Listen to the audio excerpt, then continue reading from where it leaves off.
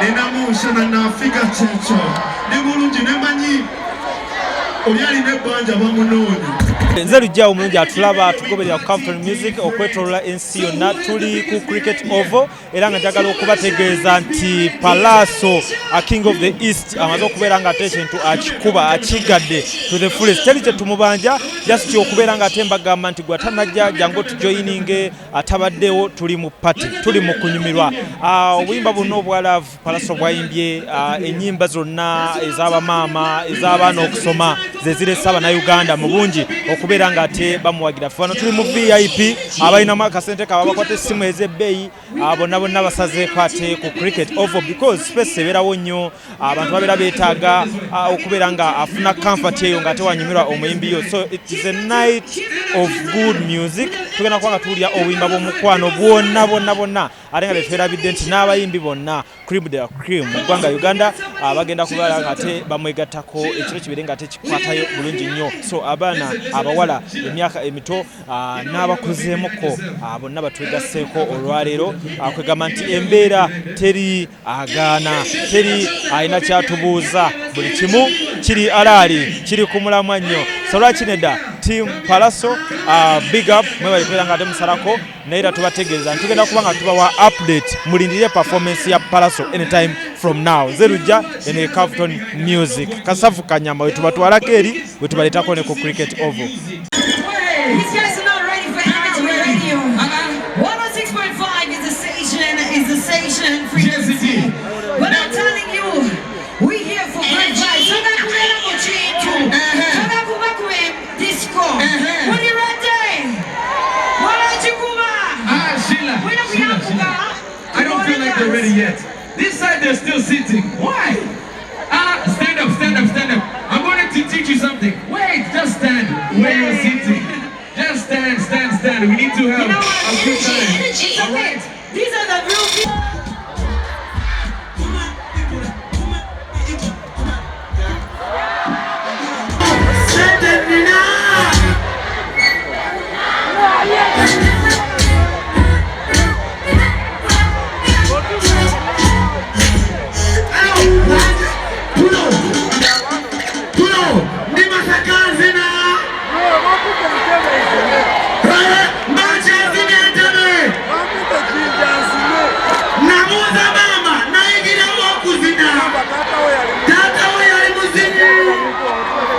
Ffe tukyagenda mu maaso n'okunyumirwa show ya Pallaso king of the east tuli wano ku cricket oval e Lugogo era nga vibe yo weeri obwanno obuwala bunyumye abasajja balinamu akasente kaabwe emmeeza baziddugaza nga babagambye nti teri kutya yenna agenda kukwatayo mu nsawo embeera weeri tuli mu mbeera ya VIP ndowooza tulaba teri kwekengera muntu yenna ba entertainers batandise okubeera nga ate basanyusa abantu nga we bajja ekifo abantu ku maaso ebateekawo ebbugumu anytime from now ate Pallaso abeere nga ajja akikwatemu bigambo bingi biri mu kwogera ku stage bali mu kusindika direct message ate nga ziva wano ku Jinja Road we tuli nga zoolekera ku Entebbe Road otegedde kuba ye vibe gye tuyingiriddemu ebivulu bino ebibiri naye nga njagala okutegeeza nti turn up beba abantu ba Pallaso abazze saga tukole debate wano oba wali this is cricket oval kino kisaawe mukyawule ku venues zonna endala zoyiza okuba nga olowoozaako wano mu kibuga Kampala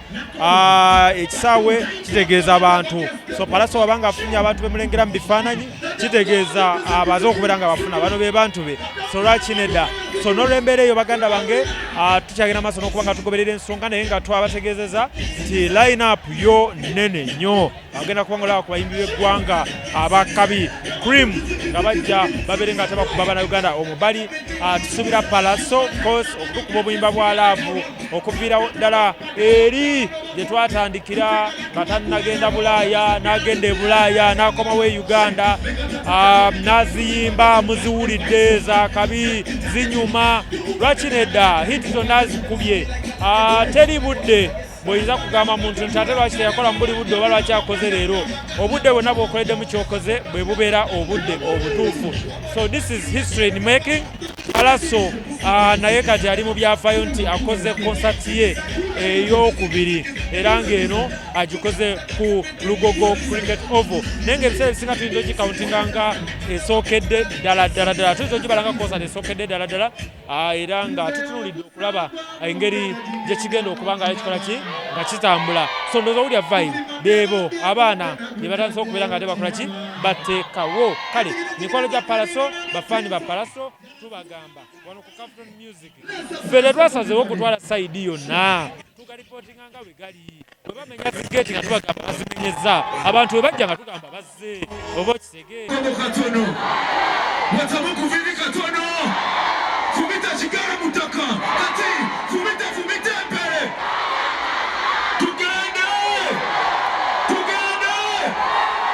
ashiro sokayo ayagala poloti 5 ku 10 nga za byapa zizino ebuddo kisozi ku kyalo kibayita Sumbwa ebyapa webiri amakubo malungi ate weziri wakuze osobola n'okukolera e Kampala ku Sunny Town eziriraanyewo naawe ayagala poloti ez'essente entono nga za ndagaano 5 ku 5 weziri essente Mabukasa Wakiso Bombo n'ebitundu ebirala kubira nannyini poloti ezo akubulya essente n'ebisingawo ku namba y'essimu gy'olaba wansi awo temuli bulooka yenna. Gwe ayagala cakes eza buli kika n'okuyiga okuzikola Morris Cakes and Bakery Limited bakola cakes eza birthday okwanjula baby shower bridal shower mu buli design yonna gy'oyagala traditional cakes n'ebika ebirala balina donuts bread eby'omulembe basangibwa Wakaliga okumpi n'akatale k'aba veteran ku namba z'essimu z'olaba wansi awo ku call ne WhatsApp kola order keeke kutuukako yonna gy'owangaalira.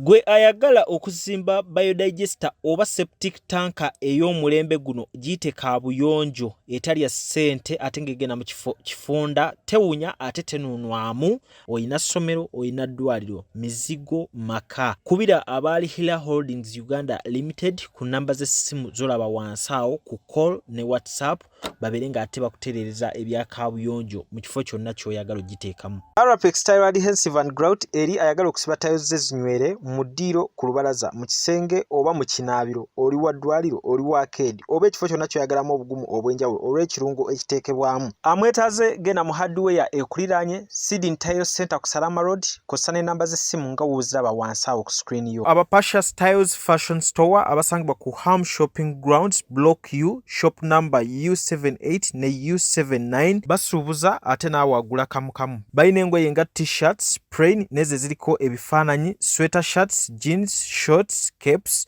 unisex pants jumpers emisipi branded stockings sweaters kosa ne jacket basangibwa ku namba y'essimu eri wansi awo ku call ne WhatsApp naawe ayagala okudelivalingira mutegeregana. Amannya gange nze Nsuuga Mustafa nkola ne Alihira Holdings. Kakati nannyini nnyumba eno yeesiimye nnyo lwansonga nti eno biodigester era emigaso gyayo egigirimu gyagenda ofuna. Ekisooka tagenda keera lunaku agambe nti bannange septic yajjudde nti nno ajjaleta ekimotoka ate kimuggyako ssente ng'olwedde yagizimba. So biodigester tegenda keera ku makya nti ejjudde. So nawe nkityo ogwo omugaso gwe gusinga kubanga eri gundi yaffe twagikolanga naye ate era still ng'ejja n'ekulya lwansonga nti ebeera etuuka n'ejjula so etuuka ng'esigala ekulya wadde nga ate wagiteekamu ssente yo nnyingi. Ekyokulala nti beauty ye egenda vaayo eya compound nti nno pavers zigenda kuva eri engulu yonna gye mulengera paka eno amazzi era gagenda draininga gano ag'enkuba nga gagenda mu kaala akali ebbala awo nti nno beauty y'olujja egenda vaayo bulungi nnyo. Newe manjagala simbawo muddo kisoboka. N'oba oyagala simbawo muddo ogwo kubanga kati singa owa kamera waffe akulaga nti nno system ogira nti eri wansi fuuti 2 kweno levo kutuyimiridde wansi fuuti nga 2 so omuddo kakube guyina emirandira gitya guba gujja mmera. Yes bannange tetukolera bagagga bokka ate era tetukolera tetusijja bayita baavu omuntu wa wansi omufuna mpola fenna gye tuggwa nange ndi mufuna mpola so sikolera bantu sina kika kye ngamba mbuno nno nkolera baneeno wabula buli omu era buli omu nga bwozze bwe tukola ki bwe tukwata. Kati Alihira Holdings Uganda Limited tusangibwa Kamoocha, Prince Charles Drive, Plot 45. Kamoocha we wali offices zaffe. Tuyina namba z'amasimu esooka ya Airtel 07017 66992 neya MTN 0789 224230. Abasinga batumanyira mu biodigester kuba bwe tuvudde ennyo mu kamera naye nga baklanti baffe abapya n'abakadde bagenze bakitegeera nti no ne general construction yenna mwetuli.